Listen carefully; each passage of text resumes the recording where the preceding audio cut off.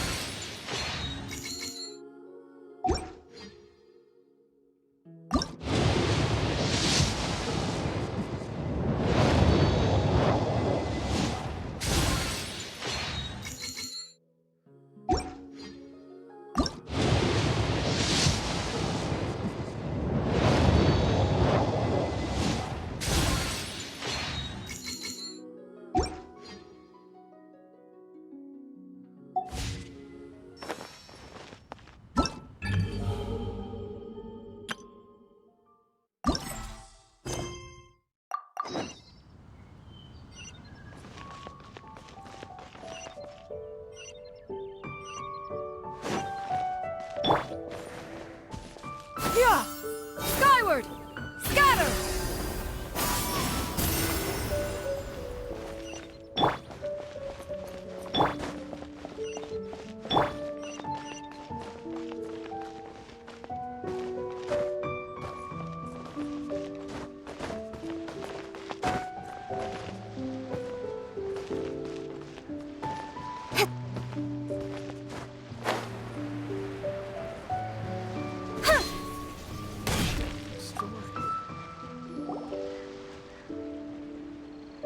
Hello, Mr. Crossell. How's business been? Oh, good, very good. All thanks to your advice, Miss Yanfei. What brings you here today? You're too kind. I was simply doing my job. Now, I believe that the last time we met, you mentioned that you were looking to source some smaragdus jadeite to make hairpins. Have there been any further developments on this front? Well, yes, as a matter of fact, in the end, Miss Yanfei, might I presume that you have an interest in the hairpins? I must apologize, I've already rented them out to a lady named Xiao. If you— Wait, isn't smaragdus jadeite really rare? Aren't you worried about the hairpins getting damaged or lost while they're being rented out? No, I'm not worried in the slightest, because I signed a contract with Miss Xiao before renting them to her. The contract makes it quite clear that if she loses or damages the item in question, she must compensate me for its full original value. In return, I included a clause that guarantees the smaragdus jadeite is genuine, with a penalty of 10 times the item's value payable by me to Miss Xiao in the event that it is shown to be a fake. Guaranteed genuine, with 10 times the value payable if this claim is shown to be false. Yes, these terms are very clear indeed. Of course. This way, both the client and I have the assurance we need. To ensure fairness, each of us has retained an original copy of the contract. In that case, might you know where Miss Xiao lives? We'd like to pay her a visit and have a look at the hairpins. Oh, of course. She wrote her address down when we signed our contract. Here, I'll mark it on your map for you. Thanks a lot, Mr. Crossell. We'll be off now.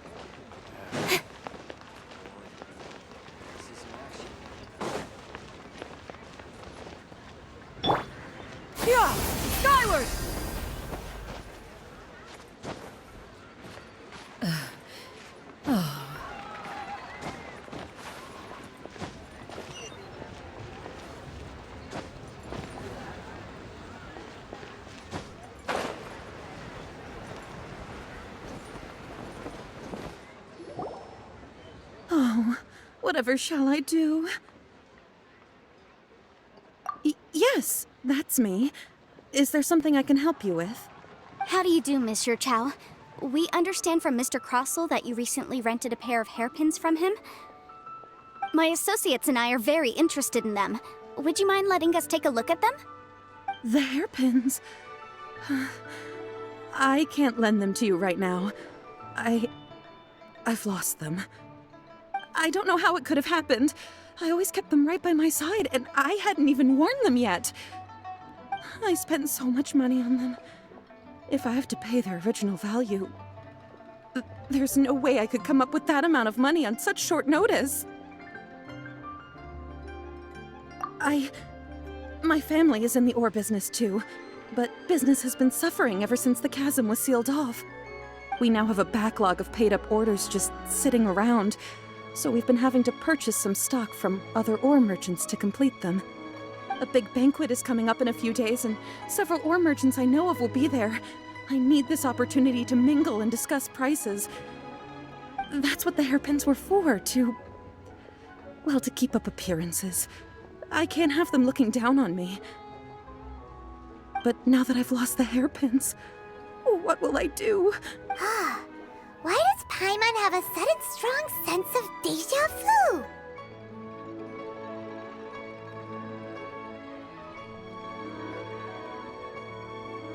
Would you really? I sent a commission to the Adventurers Guild, but I haven't heard anything back from them yet. Hold on. Don't run off looking for the hairpins just yet. Monsieur Chow, would you let me have a look at the rental contract you signed? Huh? Well, I mean, sure, I have it right here. Here you are. Let me see. That's right! Yanfei said she's a legal advisor, didn't she? Maybe she can help Juqiao somehow. True. Though surely there must be a win-win solution. Right. I finished reading the contract. The terms are very clear, and they do indeed stipulate that you must pay Mr. Crossell the original value of the hairpins as compensation for the loss. Furthermore, the contract also expressly states that the amount of compensation must take current market prices into account. And given the rarity of Smaragdus jadeite, I fear that the final amount of compensation may end up being significantly higher as a result. Even higher? Oh, no. Uh-oh. Juqiao looks like she's about to faint. However, all of this is assuming that it is indeed genuine Smaragdus jadeite that was inlaid into the hairpins. Did you really have to pause before saying that part? Anyway, the hairpins are lost, so how exactly would we be able to find out if the jadeite is genuine or not? Whichever way you look at it, we've got to start by finding those hairpins. Except that if we found the hairpins, there'd no longer be any need to check whether the jadeite is genuine, would there?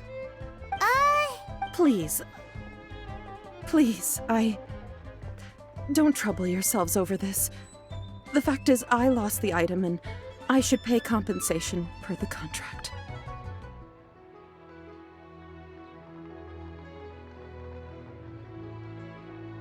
However much it is, I will have to pay it. My family are merchants after all. It's vital that we keep our word and respect our contracts. Now that it's come to this, I really shouldn't keep Crossell in the dark any longer. I'll go and inform him of the issue and then Yes, legally speaking, it seems this is the most sensible course of action. But before that, I have some questions about the hairpins. So hold on a moment, Monsieur Chow. When you first touched the hairpins, what did you feel? What did I feel? Well, I remember that the gemstones set into the pins were perfectly smooth to the touch, like the finest quality jade. My family has seen much jade pass through its hands in the past, so I am quite certain of my judgment in this matter. Smooth to the touch. Finest quality jade. No, it's nothing. I just need to re-examine a few things. Let's head over to Mr. Crossell's.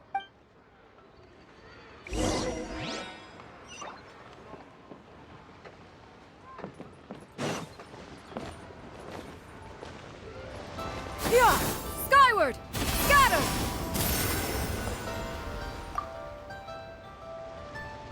Ah, Miss Yanfei, you've returned.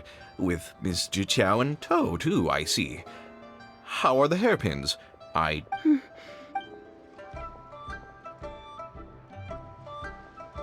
You lost them? Are you serious? Do you have any idea how expensive they were? I'm sorry. Truly I am. I'll pay the compensation as per our contract. Every last mora. Mora? Do you have any idea what I had to go through to get my hands on that Smaragdus jadeite? I just don't... Forget it. Talking won't bring them back. Since Miss Yanfei is here, I suppose we can just have her estimate the amount that needs to be paid. No problem.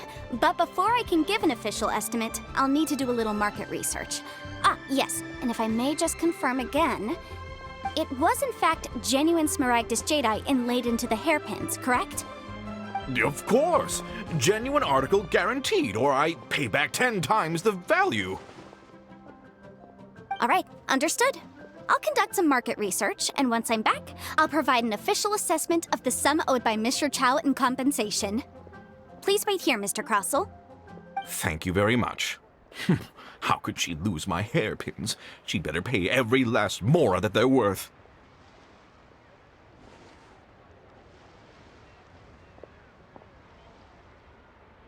Looks like I'll have to find some way to raise that money. Please wait, Mr. Chow. I have something to discuss with you. It's not convenient to speak here, so let's find somewhere that we can sit and talk in more detail.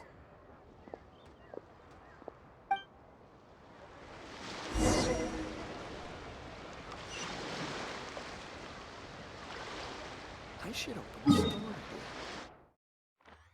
here. My friend, what can I do? Here.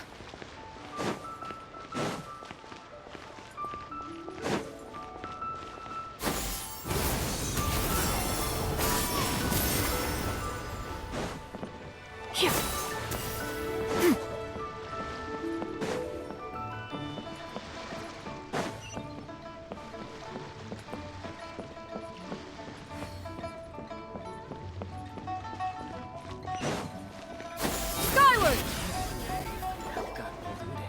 Miss Yanfei, what is this about?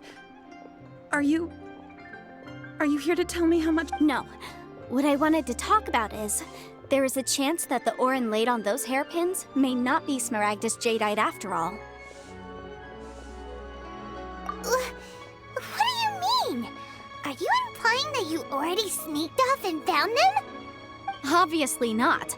I'm no adventurer, let alone a member of the guild. I don't run thankless, time-consuming errands for a living. Let's just say I made some deductions.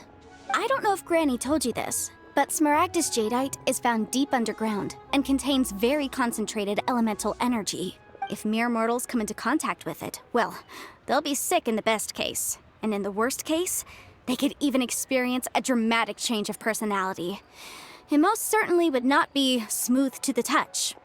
Mr. Chow, did you at any time feel unwell while the hairpins were in your possession? No, not at all. I felt perfectly fine the whole time. Not even the slightest bit unwell. I didn't feel anything special at all, in fact. Now that is strange. I noticed earlier that there were elemental traces in Mr. Crossell's vicinity. If I've deduced correctly, he may still have the Smaragdus jadeite in his possession. If that's the case, we should go confront him right now and expose his dirty scam right to his face! Absolutely not. If we were to confront him now, there's no way he would admit to it. Eventually, he would find some argument to compel us to leave. And then, he'd throw the Smaragdus jadeite into the sea the moment we were gone. After that, he would simply insist that Mr. Chow pay up per the contract. He would lose nothing. Meanwhile, we would have to look under every stone in Liyue, hoping and praying that the hairpins do actually still exist somewhere in this world. So vivid that Paimon thinks it might be experience talking. Oh, it certainly is. I've seen my fair share of situations like this, and brute force methods are certainly one way of resolving them.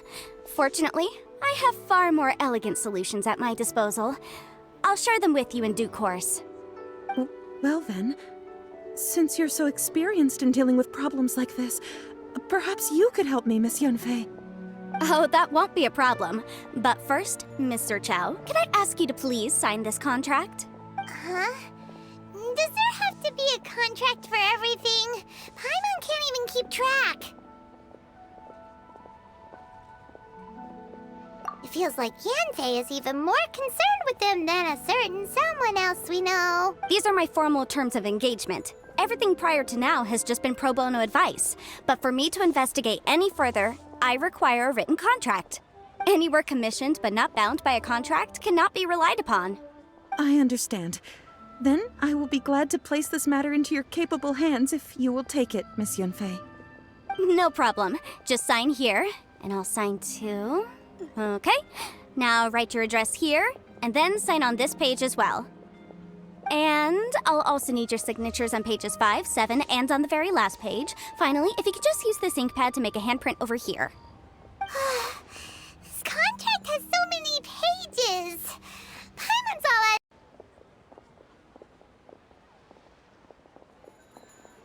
Not for now, no. Despite how intractable this problem might sound, it will actually be quite straightforward to resolve, once we've got some things squared away. I don't believe you have been part of an investigation like this before, in which case, hopefully this should be quite the experience. Miss Yunfei, I have to ask, why are you helping me? Because, as it happens, I'm currently trying to acquire some Smaragdus Jadeite myself. I noticed strong traces of geo-energy around Mr. Crossel, so perhaps he has, in fact, secured some. Whether he actually made it into an item of jewelry or not is a separate matter, but either way, it's a lead. As long as we follow it, who knows? We might just be able to get our hands on some Smaragdus Jadeite. Also, the idea of someone abusing the law to their advantage. But again, let's not dwell on this. Let's go to... where can we find someone who... I've got it! Let's pay a visit to Chateau, the boss of the Jade Mystery. He's a professional when it comes to working with stone and ore. If Mr. Crossel had his ore worked on at all, Chateau would undoubtedly have been his first choice.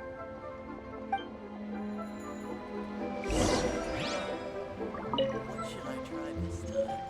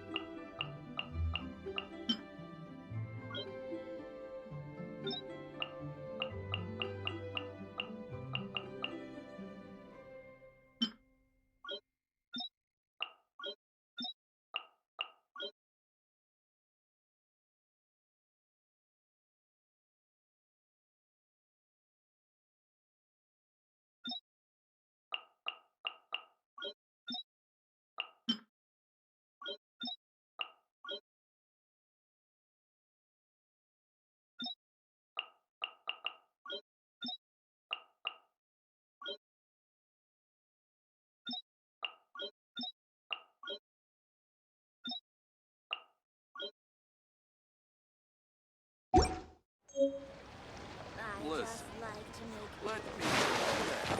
Come.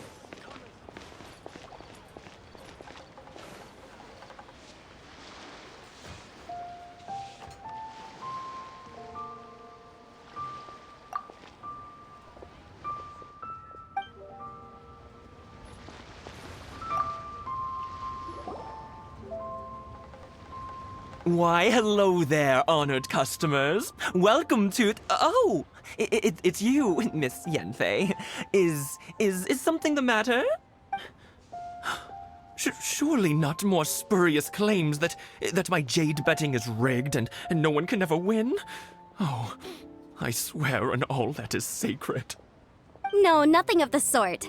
Has a Snezhnine merchant named Crossel enlisted your ore processing services recently by any chance? A Snezhnine merchant named Crossel, you say? I do remember that. He brought me a piece of ore, claiming that it was Smaragdus jadeite. That was the first time I'd ever encountered it, so I had no way of telling if it was really Smaragdus jadeite or not. But if a customer insists, far be it from me to contradict them. He was quite generous with his money, too, so I didn't give it too much thought. I processed the ore as per his request. Do you have any leftover debris from your work on it? Why, yes. It was my first time encountering this ore, after all, so I kept a few loose shavings to study myself later. They're right over there, in fact. Thank you, sir. We'll take a look at them. Try your luck betting on Jade?